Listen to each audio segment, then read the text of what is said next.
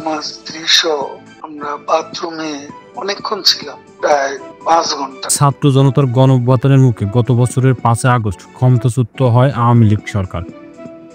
সাবেক স্বৈরশাসক শেখ হাসিনা তার নেতাকর্মীদের ফেলে পরিবারের লোকেদের নিয়ে পালিয়ে যান ভারতে। ক্ষমতা থাকাকালে যেসব কেন্দ্রীয় প্রভাবশালী নেতার বক্তৃত্ব বিবৃতি দিয়ে মাঠ কাঁপিয়েছেন, তাদের দলের দুঃসময়ে পাশে পাননি আওয়ামী লীগ নেতাকর্মী। চরম দুঃসময়ে যেসব নেতা দলীয় কর্মীদের পাশে ছিল না, তাদের মধ্যে অন্যতম আওয়ামী লীগ সাধারণ সম্পাদক ও সাবেক সেতুমন্ত্রী ওবায়দুল কাদের। গণঅভ্যুত্থানের দীর্ঘ সময় কেটে গেলেও তিনি টু শব্দ পর্যন্ত করেননি, ছিলেন আড়ালে। অথচ আগে প্রায় প্রতিদিনই বিরোধী দলকে নিয়ে উস্কানিমূলক বক্তব্য দিতেন তিনি।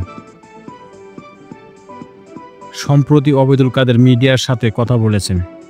ভারতীয় গণমাধ্যম the welfare executive editor Amal সরকারের দেওয়া ওবায়দুল কাদেরের এক সাক্ষাৎকারে সোশ্যাল মিডিয়ায় ভাইরাল হয়েছে, যেখানে তিনি জানিয়েছেন জনতার ক্ষোভ থেকে বাঁচতে তিনি স্ত্রী সহ এক বাথরুমে 5 ঘন্টা লুকিয়েছিলেন। আমার স্ত্রী সহ আমরা বাথরুমে অনেকক্ষণ ছিলাম, প্রায় 5 ঘন্টা। 5 আগস্টের পর কতদিন দেশে ছিলেন এবং পরে কিভাবে পালিয়েছেন, সেটাও বেরিয়ে এসেছে এই সাক্ষাৎকারে। আমার বেঁচে থাকার কথা ছিল। এই ভিডিওতে ওবায়দুল কাদেরের 5 আগস্ট উত্তাল দিনের কথা জানিয়ে বলেন, সংসদ এলাকায় আমার নিজের বাসাকে এড়িয়ে পার্শ্ববর্তী আরেকটা বাসায় আশ্রয় নিয়েছিলাম। তখন চারদিক থেকে মিছিল আসছিল। এটা আসলে ছিল প্রধানমন্ত্রীর সাবেক গণভবন কেন্দ্রিক। আমি যে বাসাটায় ছিলাম তারা সে বাসায় হামলা করে। তারা জানতো না যে আমি সেখানে আছি। পার্শ্ববর্তী আরেকটা বাসায় আশ্রয় নিয়েছি। ওবায়দুল কাদেরের ভাষ্য, আমি আমার স্ত্রী সহ বাথরুমে লুকিয়েছিলাম, অনেকক্ষণ ছিলাম, প্রায় 5 ঘন্টা।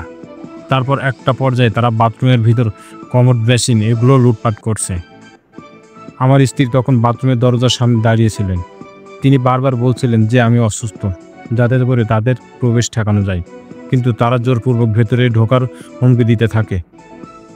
বাথরুমে কি আছে তা লুট করতে চাই। এই অবস্থায় আমার স্ত্রী আমাকে জিজ্ঞাসা করে কি করব। আমি বললাম দরজা খুলে দাও। ওবায়দুল কাদেরের ভাষায় এরপর 7-8 জন যুবক ভেতরে ঢোকে এবং তারা অত্যন্ত আক্রমণাত্মক ভঙ্গিতে আচরণ করতে থাকে। হঠাৎ তারা আমার দিকে তাকিয়ে বলে, নেতৃত্ব চলে গেলেন, আপনি যাননি কেন? আমি তখন কিছু বলতে চাচ্ছিলাম, কিন্তু এর মাঝেই তারা আচরণ পাল্টে ফেলে। কেউ একজন বলে, আপনার ছবি তুলব। তারপর শুরু হয় ছবি তোলা। কেউ কেউ সেলফিও নেয়। ধারণা করি এদের মধ্যে অনেকেই আমাকে চিনত।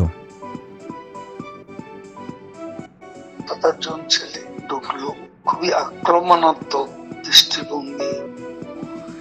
তিনি জানান ঠিক কী কারণে প্রথমে তাদের মধ্যে এত আক্রমণাত্মক মনোভাব ছিল, আর কেন হঠাৎ করে সে আচরণ শিথিল হয়ে গেল, তা তিনি বুঝে উঠতে পারেননি। আচমকায় তারা ঠান্ডা মাথায় কথা বলতে শুরু করে। তাদের মধ্যে একটা গ্রুপ তখন চাইছিল তাকে রাস্তায় নামে সেনাবাহিনীর হাতে তুলে দিতে, আবার কেউ কেউ চেয়েছিল জনতার হাতে তুলে দিতে। এই পরিস্থিতিতে তার মনে গভীর চাপ ও মানসিক ভাঙ্গন সৃষ্টি করে। আবার এটাও চেয়েছিল যে জনতার হাতে তুলে দিতে।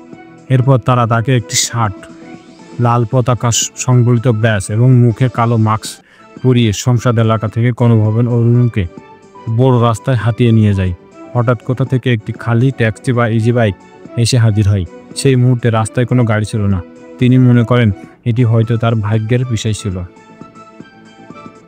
এক প্রশ্নের জবাবে স্বৈরাচারী হাসিনার অন্যতম এই সহযোগী বলেন, তাদের মধ্যে 2 জন তাকে তার স্ত্রীকে সেই গাড়িতে তোলে এবং পথে যেতে যেতে চারপাশে চেকপোস্ট ও লোকজনকে উদ্দেশ্য করে বলে, চাচা চাচি অসুস্থ, হাসপাতালে নিচ্ছি, বিরক্ত করবেন না।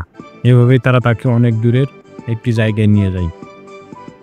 তিনি বলেন, ভাবতেও পারিনি যে যারা কয়েক মিনিট আগে বাথরুমে জোর করে ঢুকছিল তারাই আমাদের এভাবে রক্ষা করবে। সেদিন বেঁচে যাওয়া ছিল একেবারে অপ্রত্যাশিত। এটা ছিল পরম সৌভাগ্যর ব্যাপার। এটাই সবচেয়ে গুরুত্বপূর্ণ। তবে সেখান থেকে পালিয়ে গেলেও পরবর্তী 3 মাস দেশেই ছিলেন ওবায়দুল কাদের। ফোন দিয়ে আটকেছিলেন দেশের শ্রমিক অসন্তোষ ও বিক্ষোভকে কাজে লাগিয়ে আবারও রাজনীতিতে সক্রিয় হওয়ার।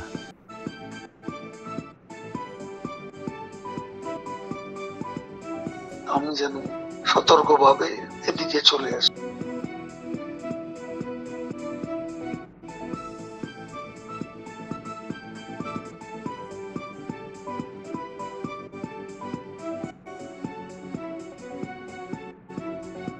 আমার স্ত্রী সহ আমরা বাথরুমে অনেকক্ষণ ছিলাম, প্রায় 5 ঘন্টা।